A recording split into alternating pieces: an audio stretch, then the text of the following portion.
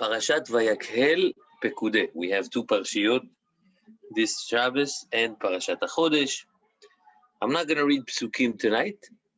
I want to focus on one teaching that we have in the Gemara in Masechet Brachot regarding the general way that the Torah presents, the way that Moshe Rabbeinu gave the commandment, he gave the tzivui to build the Mishkan in Parashat Teruma Tetzaveh, the way he presented the tzivui that he got from HaKadosh Baruch Hu, and in our parashot, VaYakhel Pekudey, the way that the Torah presents the order of what actually they did.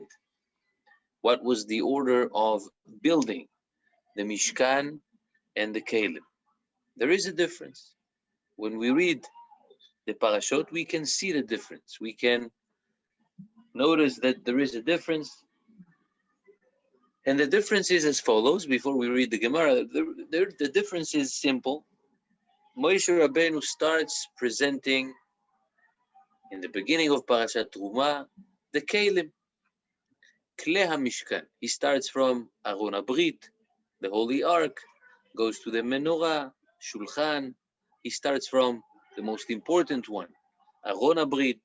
As we mentioned, according to Ramban, that's the purpose of Beis HaMikdash, that the purpose of the Mishkan is the Holy Ark, the place of encounter between Kadosh Baruch Hu and us forever, as a continuity of Har Sinai, as we learned. So Moshe Rabbeinu starts on Parashat Teruma with the Kelim from the highest level, Aron HaBrit, Menorah, Shulchan, Mizbeach, etc. And only then Moshe Rabbeinu talks about the structure of the Mishkan, how to build the building itself.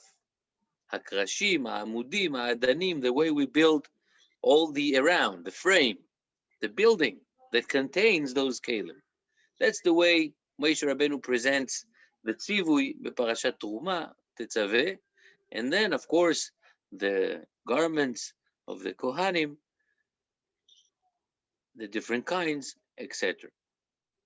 When we get to Parashat VaYakhel Pekudey, when the Torah talks about how they actually did it, and the person that was in charge, Betzalel ben Uri ben Chur leMate Yehuda, and also Eliyahu ben Achisamach leMate Dan, but especially Betzalel, when the Torah describes how they did, how they built, the Torah starts with the building first, the frame, the building itself, then the kelim after the building.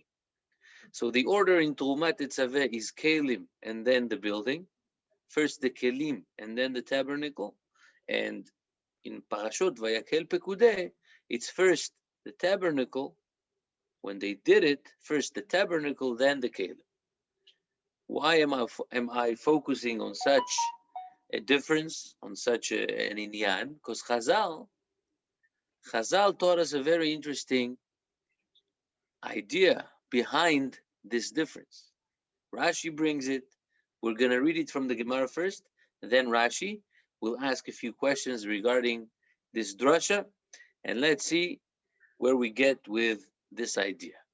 So I'm going to share the screen with you. You're going to see the words in front of you. Don't worry, a lot of Hebrew here because some sources doesn't exist in English. We start with the Gemara.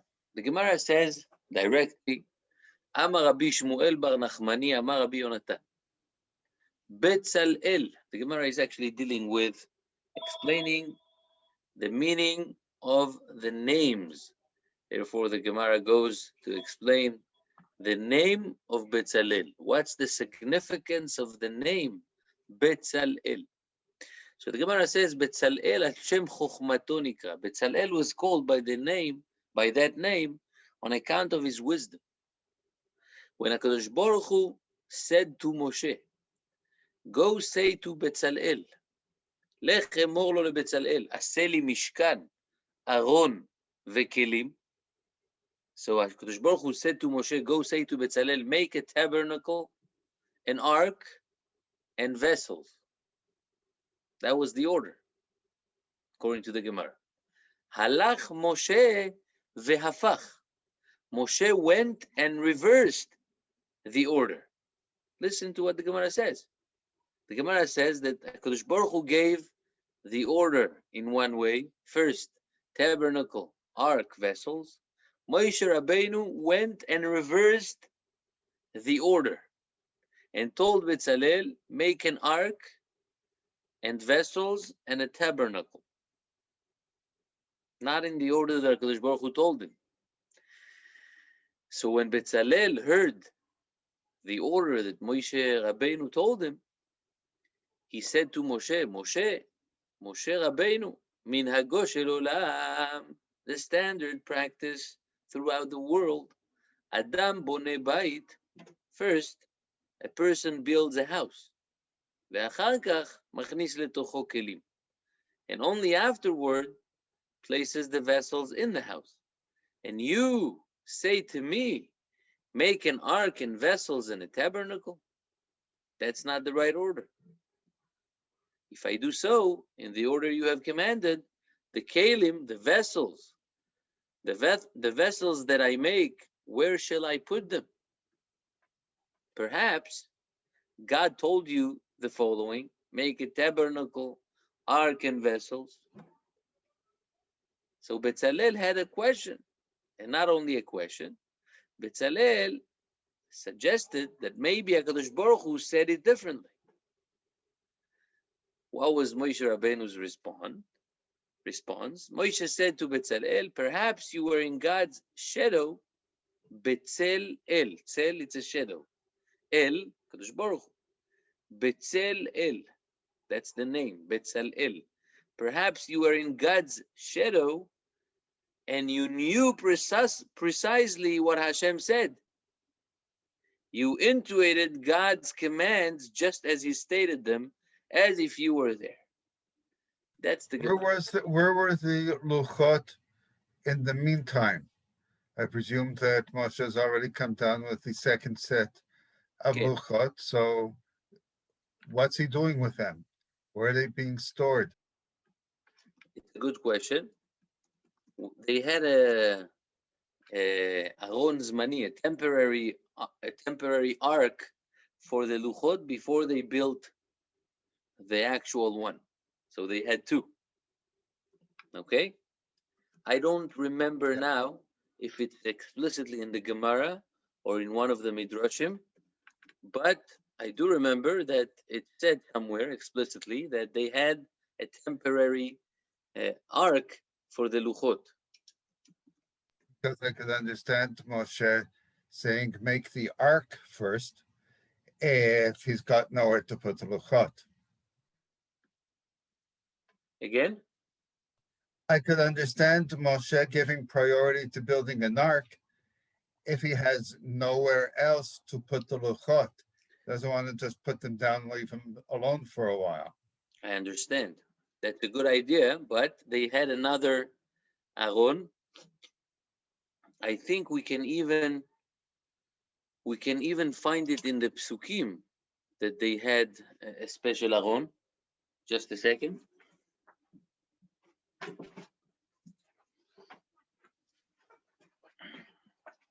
Not in our week's parsha, not in those parshiot, but I think that in Sefer Dvarim,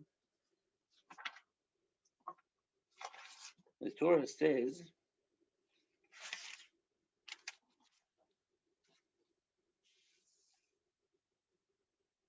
there is a posuk in Parshas Eikev, says,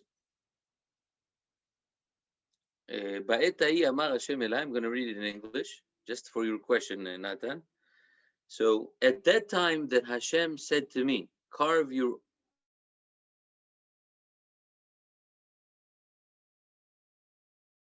to the mountain and make for yourself a wooden ark in which to place the tablets.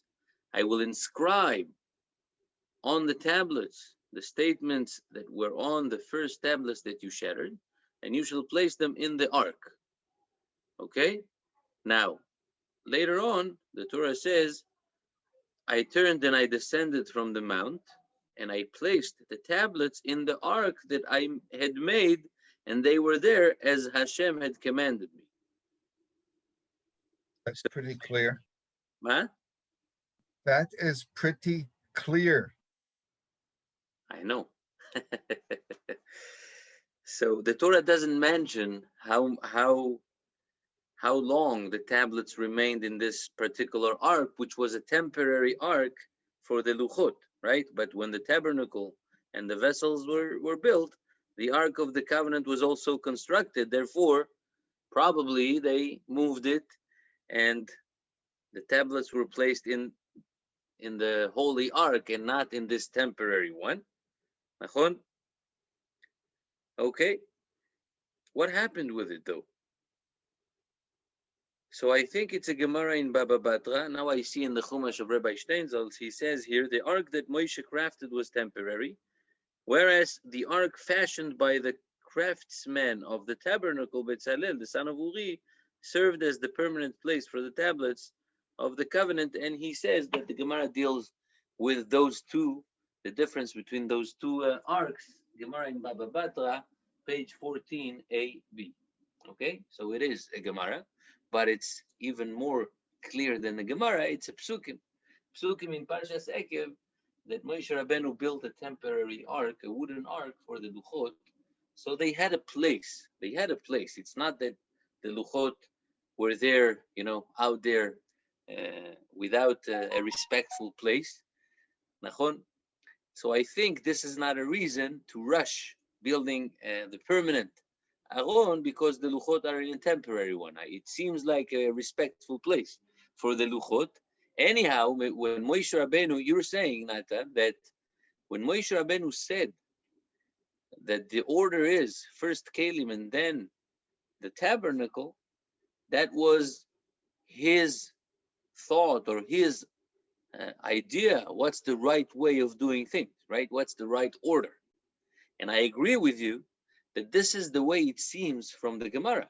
When the Gemara says, Halach Moshe v'hafach, in English, Moshe went and reversed the order, it seems like Moshe Rabbeinu had a reason to reverse what HaKadosh Baruch Hu told him. So it's difficult, because Chas v'shalom, if HaKadosh Baruch Hu said that there is a certain order, how come Moshe Rabbeinu, even though the Gemara brings a few things that Moshe Rabbeinu established or changed, even the Gemara says, and HaKadosh Baruch Hu agreed with him. But here it's not one of the cases. Here the Gemara says that Moshe Rabbeinu reversed the order. Tzalel, he catched it, and reversed. And when he catched it, Moshe Rabbeinu told him, oh, you were right. You said it differently. Moshe Rabbeinu forgot who told him. Doesn't seem like Moshe Rabbeinu with order that HaKadosh Baruch Hu told him in one hand, and in the other hand, if he did not forget, how can he change the order? Reverse the order. So I saw today one answer is, before the answer, I think that probably behind those two differences of Moshe and Bezalel, there is an idea hiding behind. An idea that has a connection to the character. We'll get to that. But first, the answer that I saw today, it's an idea of the Taz, the Turei Zahav, Reb David Halevi. He's very famous because he wrote one of the most important Sfarim over the Shulchan Aruch, Halacha book. But he has also a Perush for Rashi. He is Mefarish Divrei Rashi. He has a book, Divrei David, and his book is questions and answers regarding Rashi ala Chumash. So Divrei David Hataz, he has a whole Mailach. He has a lot of questions, but then he says, look, I will explain to you what happens here in the Gemara. Kadosh Baruch Hu told Moshe Rabbeinu that Bezalel, he is the designated one He is the chosen one. He is the man who has the wisdom of the mind, the wisdom of the heart, Chacham Lev. He is the one to be in charge over the melacha of building the tabernacle, right? We know we have psukim, direct psukim regarding it. So, according to the Divrei David, the Taz, HaKadosh Baruch Hu told Moshe Rabbeinu to reverse the way he gives the commandment to Bezalel in order to test and to find out that he is the one mat'im, mat'im in a good English. He is the one that suits this job, this melacha. How? By reversing the order and waiting to see how Bezalel will react, and if Bezalel will catch that is not the order that HaKadosh Baruch Hu said, that will be a proof for Moshe Rabbeinu that he is the one that is the worthy one for this melacha. That's the idea of the Taz. Yes, Nathan? Is the test to see if Moshe is the test for Moshe's benefit or for HaKadosh Baruch Hu's benefit? So I'm going to read the words of the Taz together with you, even though it's Hebrew. רוצה לומר, בזה תראה חוכמתו של בצלאל. הקדוש ברוך הוא wanted Moshe to see on his own חוכמתו של בצלאל, שידע הוא לעשות המשכן תחילה, that he will know that the tabernacle should be first, אף על פי שאתה תאמר לו, כסדר הנזכר בפרשת תרומה, כלים תחילה. Even though you, Moshe, will tell him the order that we have on Parashat Truma, that the utensils are first. Bechavana, Kadosh Baruch Hu asked Moshe. It's sort of, I don't know if Moshe Rabbeinu really questioned Bezalel, but Kadosh Baruch Hu did it in a way that Moshe Rabbeinu and the people, maybe it's also for the people, that everyone, it says it here, in order to publicize the wisdom of Bezalel, you, Moshe, will tell him, you will reverse the order, and let's see how he will catch that this is not the order. And then it's beautiful, because then when Moshe Rabbeinu told him, Shema Betzel El Aita, right? Moshe Rabbeinu tells him, you did it. Kadosh Baruch Hu wanted us to see how you are the worthy one for this melacha, and you did it. It's like you were with me when HaKadosh Baruch Hu gave me the right order of the things. That's a beautiful idea of the Taz, but I'm not sure that's the pshat of the Gemara. It seems a little bit drash, right? So I think we should pick another way to explain the Gemara. And I think it's an important lesson that we can learn from this Gemara in general. This way is the way of the Maharal. Maharal is also a perush over Rashi. And Maharal takes the words as they are. First of all, we didn't read it in Rashi, we read only the Gemara. But I think it's sort of the same word as the Gemara says, so I'm not going to read Rashi. But the Maharal says that Moshe Rabbeinu shachach, he forgot what's the right order of doing the things, because his character, his job, his purpose is not olam ha'asiyah, it's not Moshe Rabbeinu's area, is not the doing. Moshe Rabbeinu's area is the vision, the ideas, the purpose, not the Maaseh. And the Gur Aryeh, the Maharal says, we have two different types of people. Some people belongs to the area of the vision, the visionary, the prophet, the one who speaks highly about the purpose, the goal. He sees the purpose. He sees the main thing. He sees the ikar. That's the way he lives life. He sees what's important.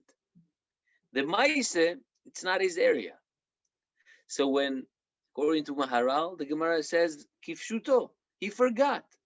Kadosh Baruch Hu told him what's the order of doing. But when he presented the commandment, the tzivui, to the people, he did it his way. What's his way? Starting with the purpose of the Mishkan. The Nekudat Si. Nekudat Si, it's the, how do you say, the highest point, the highest, okay? The Aron, that's the beginning. It's not the beginning because you don't start with it, but that's everything. Everything is about the most important and the most high place, Kodesh HaKodashim, Aron HaBrit, the place from which the voice of God comes out. Aron HaBrit, that's the, we start with the most important, because Moshe Rabbeinu is the vision. When it gets to the Maise, which is Betzalel, so Betzalel understands on his own that what Moshe Rabbeinu said was not the right order that Hashem said. Because Hashem gave the order, the way to do things. But Moshe turned it to be, or when he presented it with the vision, the purpose, the top, the sea, Nekudat HaSi shel HaMikdash, shel HaMishkan. That's Moshe's view, says the Gur Aryeh. Now I want to develop this idea a little bit. I want to develop this idea by saying that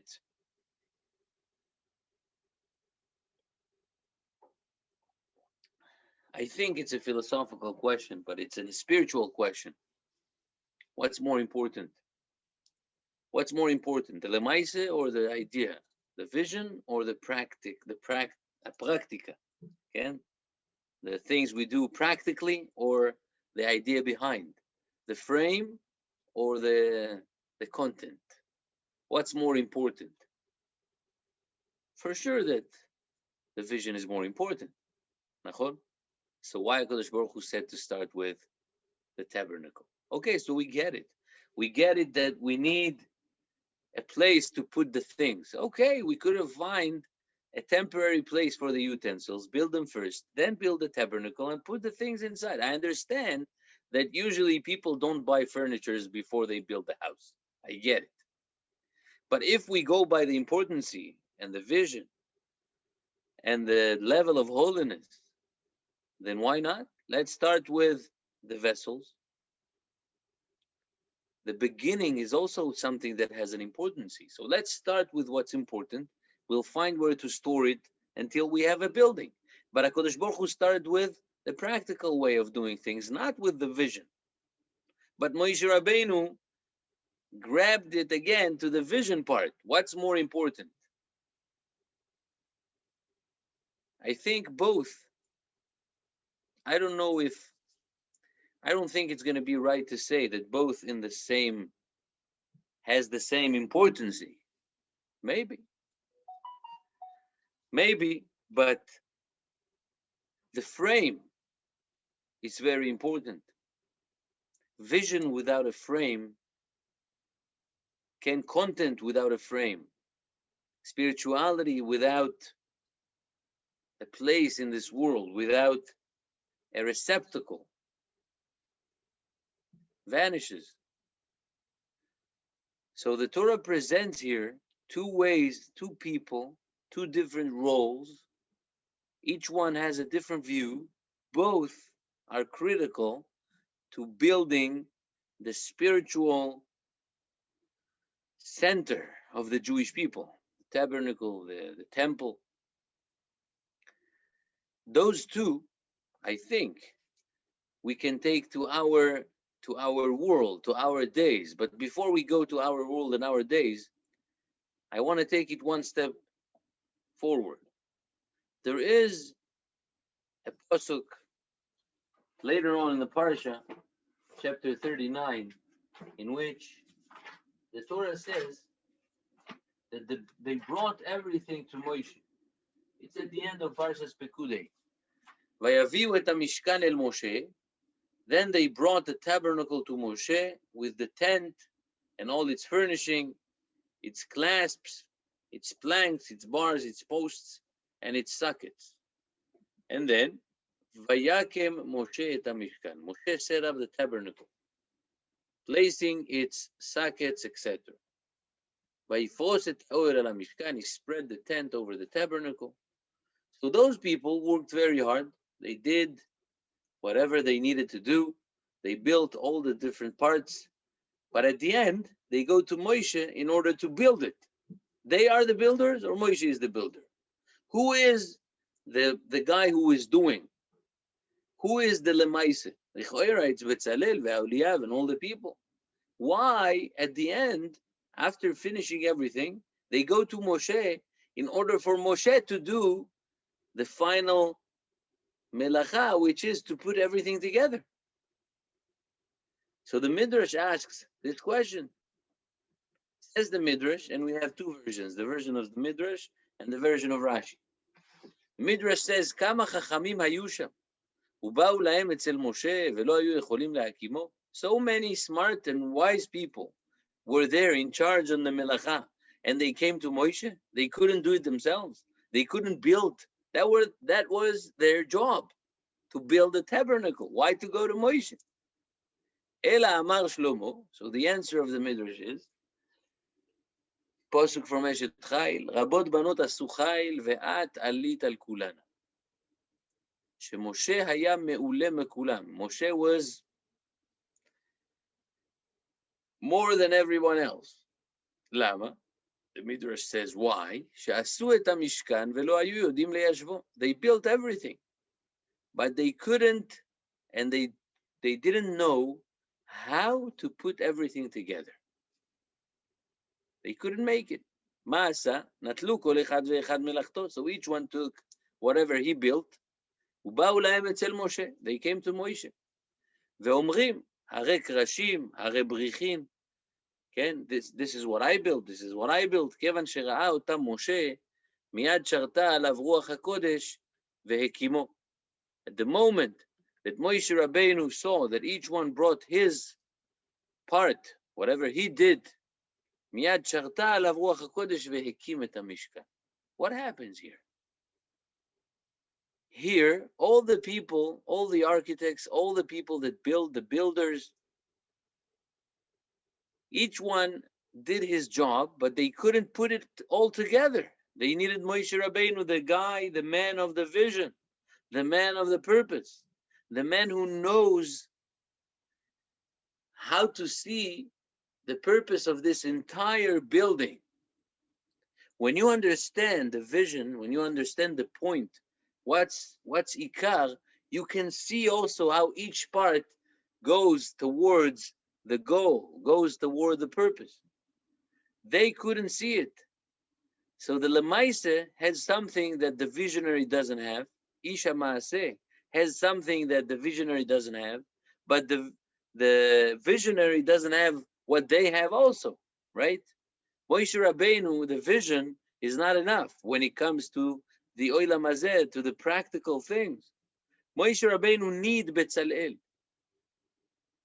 It's not only that he needs Betzalel. Betzalel can correct him and tell him, because Baruch Hu said the reversed order.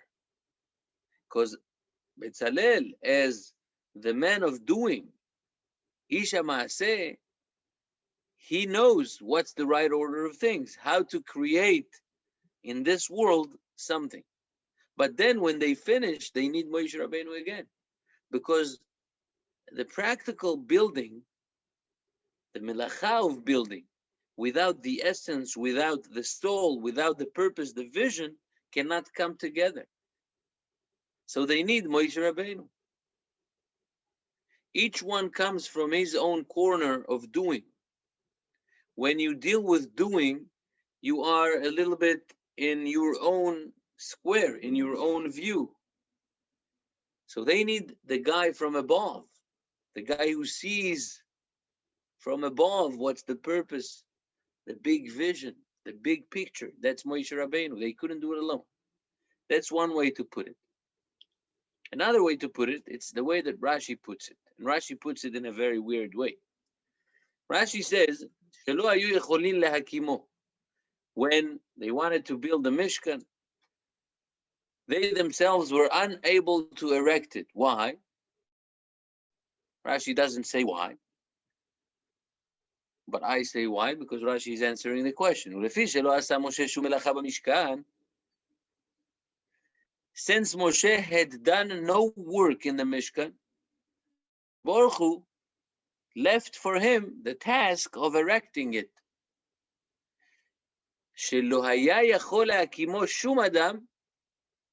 For nobody was able to set it up because of the weight of the boards, which no human strength was capable of setting up. Where did that suddenly come in? What? Where did that suddenly come in that it was so that the boards were so heavy? Rashi brings it from Midrash Tanchuma.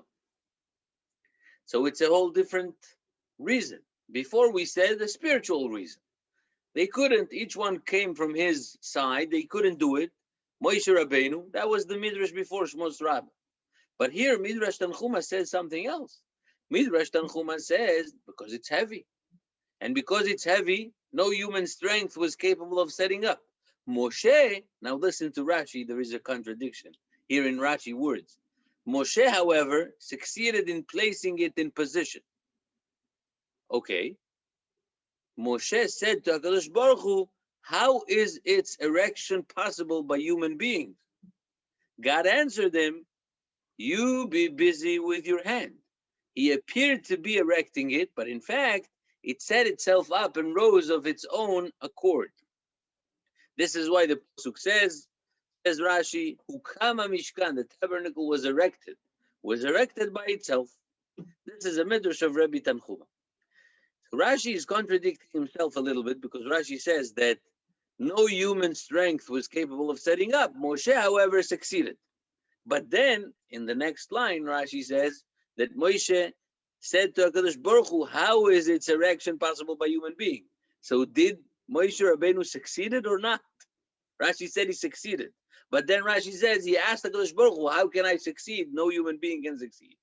So there is a little bit of a contradiction in Rashi's words.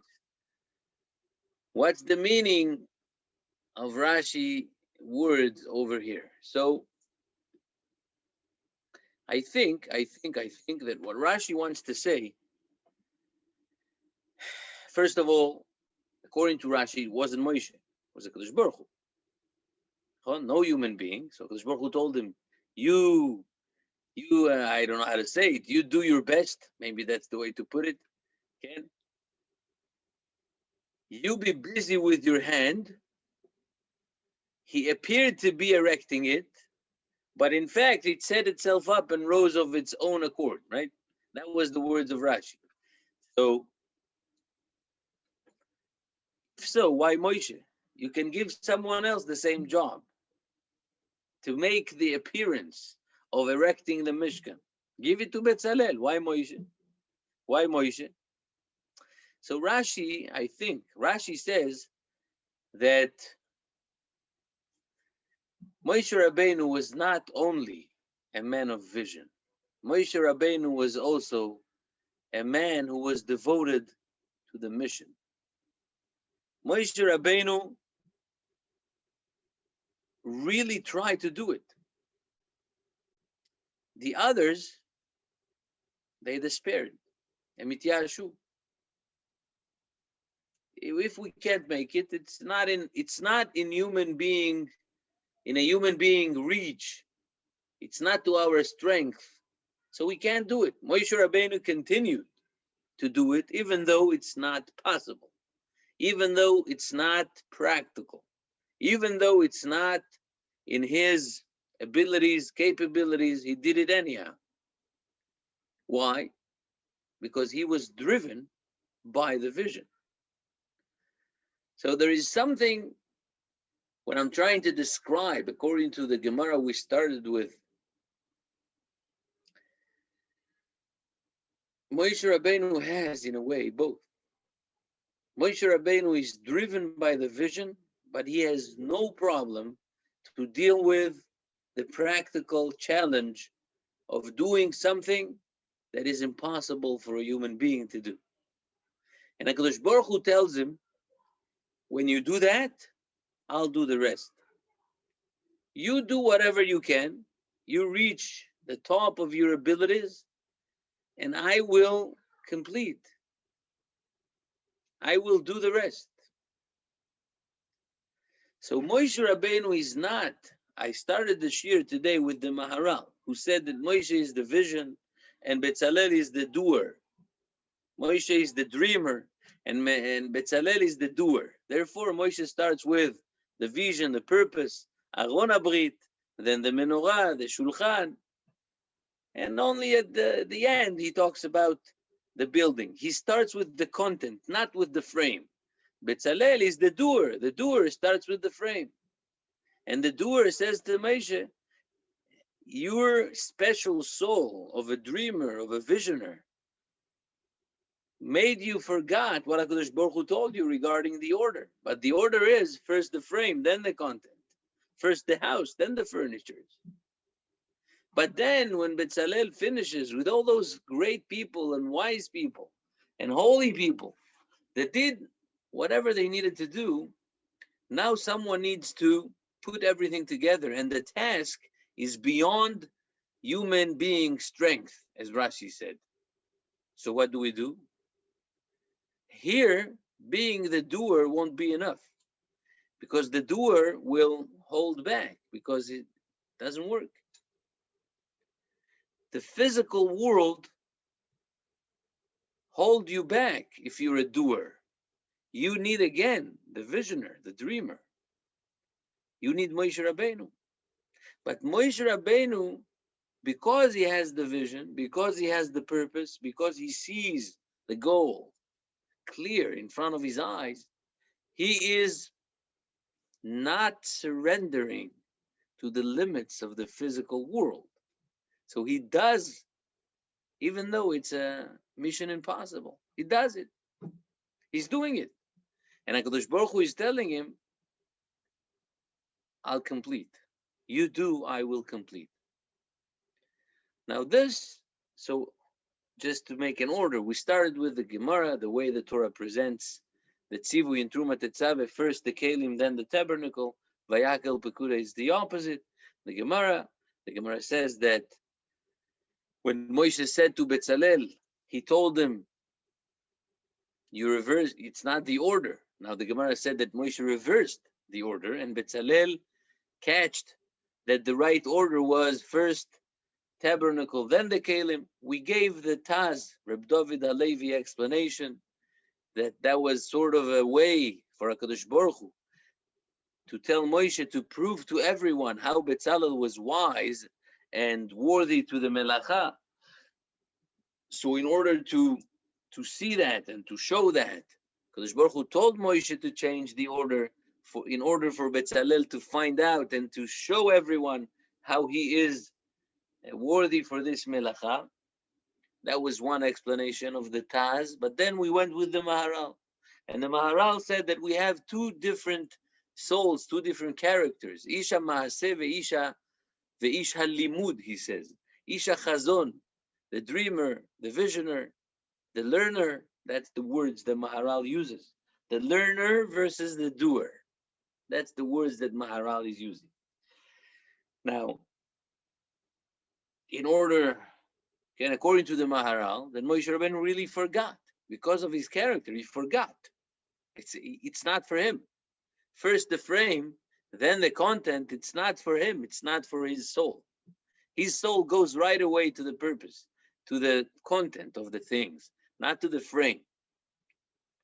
But Betzalel, he showed Moshe Rabbeinu that was not the right order that HaKadosh Baruch Hu said. Now, we took it all the way down to the end of Parshas Pekudey, where, according to the Midrash, they couldn't do it, and they went back to Moshe in order to erect the Mishkan.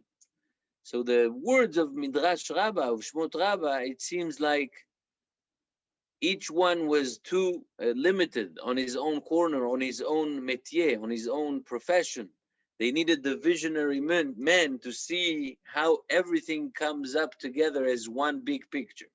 But Rashi Rashi said something more than that. Rashi said that it was beyond human strength. If it's beyond human strength, we need a Kadosh Baruch Hu for that. So what's the difference between Moshe and all the rest of the people? That Moshe did the best he could, even though it's an impossible mission. And to do that, you must be connected to the content, to the vision, to the dream, to the purpose. So we can see how there is a balance here between the vision, between the learning world and the doing world, between the dreaming and the doing. And it seems like it starts with the vision, starts with the purpose, starts with the goal. Then when we get to the practical world, we must do things in the practical world order. But in order to not forget, which is to erect the Mishkan as a big picture, we need to come back to the original starting point of the purpose, of the vision. Because if not, the physical, practical world will stop us, will limit us. That's what we can learn from this entire circle that we did. From the beginning to the end, we can see how we need Moshe Rabbeinu to set the goal in the beginning. We need Betzalel to take it down to the practical level. And then we need Moshe Rabbeinu back at the end in order to put everything together. Because if not, you can lose the purpose in the way. Now, if we take it to the Ve'asuli Mikdash V'shachanti Betocham, to our Avodas Hashem, to our life of spirituality and connection to Kadosh Baruch Hu, we need to find out, as the Ramchal says in the beginning of Mesilat Yesharim, that each one must designate time. He says every day. I'm not saying every day, because I don't do it myself. But once in a while, a person must designate time to think about the purpose. Ma chovato be'olamo. What is the duty, my duty in this world? And then you go back to the practical ways of doing it. But you need to come back to the vision once in a while to see, does all the parts of what I was trying to do came together to be one nice building with a content inside? Also, bechinuch, in education, same. We can be busy in our lives building frames. What about the content?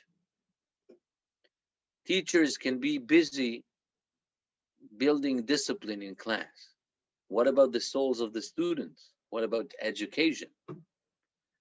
Right? So we have this tension between frame and content everywhere we go.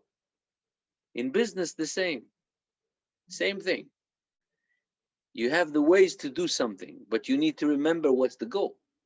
You need to define the goal in the beginning. If not, you're going like this.